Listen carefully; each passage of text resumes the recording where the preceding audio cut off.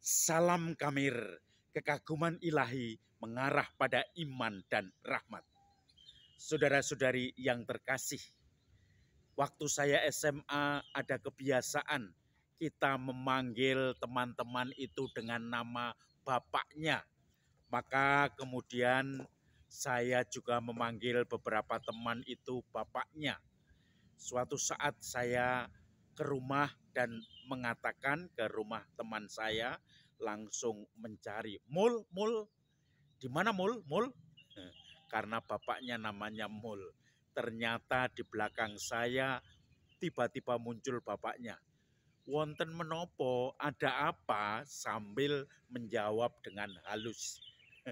Saya tidak tahu bahwa di tengah-tengah pembicaraan dengan teman-teman ini, ternyata bapaknya ada di belakang saya, ada di tengah-tengah kami. Saudara-saudari yang terkasih, hari ini merupakan Advent yang ketiga. Kita diajak untuk merenungi kisah Nabi Yohanes Pembaptis sebagai penjelmaan dari Nabi Elia. Dia yang berseru-seru di padang gurun untuk mengajak kita meluruskan jalan-jalan Tuhan supaya semua yang berkelok-kelok diluruskan, yang bernaik turun kemudian diratakan. Dan kemudian dia mengatakan bahwa akan datang setelah aku, dia lebih besar daripadaku, membuka tali kasutnya pun aku tidak layak.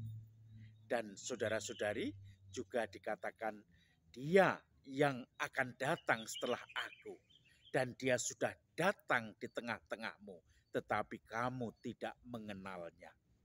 Dia itu yang lebih besar daripada aku. Saudara-saudari yang terkasih, Yohanes Pembaptis mengingatkan kepada orang-orang Farisi, ahli-ahli Taurat yang tidak mau percaya kepada Yesus, bahwa telah datang dia yang lebih besar dari aku, Mesias di tengah-tengah kamu, tetapi kamu tidak mengenalnya. Suatu saat saya bersama dengan seorang ibu berkendara di jalan tol mengarah bandara. Karena asik ngobrol, kemudian tanpa sadar di depan sudah macet jalanan dan mobil-mobil sudah berhenti tidak bergerak. Dalam kecepatan yang tinggi, sambil ngobrol tidak sadar bahwa kendaraan harus direm jauh-jauh.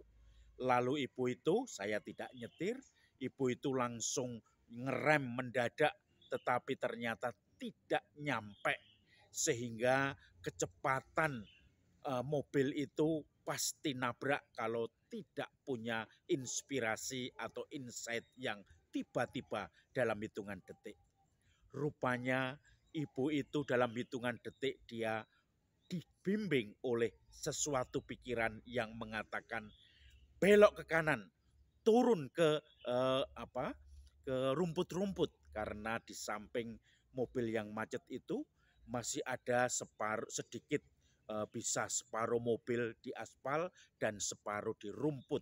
Baru setelah itu ada pembatas jalan dari logam itu, dan kemudian selamatlah kami. Dan mobil itu sudah mendekati atau menyejajarkan dengan 3 mobil yang sedang macet itu. Maka mobil-mobil itu ketakutan, takut kalau ketabrak, dan dia mulai berusaha bergeser menjauh dari mobil kami. Dan kemudian ibu tadi mengatakan, malaikat semua sudah membimbing. Dalam hitungan detik saya diberi penyadaran bahwa harus belok kanan sedikit saja dan diselamatkan oleh Tuhan. Kalau tidak, saya nabrak Alphard, nabrak Fortuner, nabrak 3 mobil yang mewah-mewah, dan belum tentu juga nyawa kami yang mungkin juga tanpa sadar bisa terancam.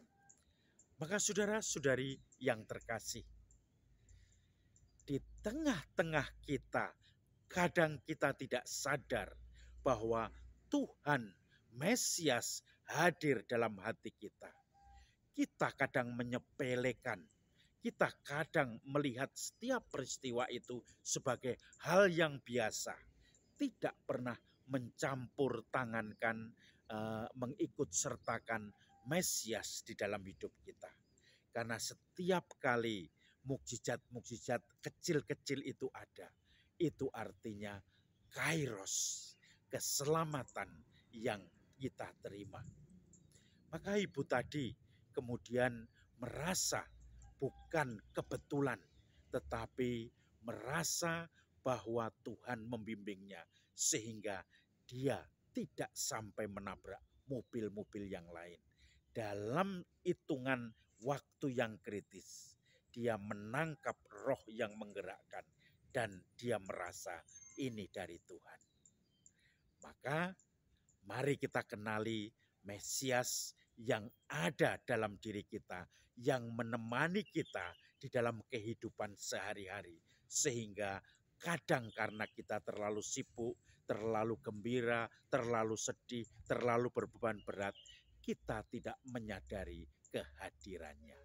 Kehadirannya selalu menguatkan kita. Salam Kamir, kekaguman ilahi mengarah pada iman dan rahmat.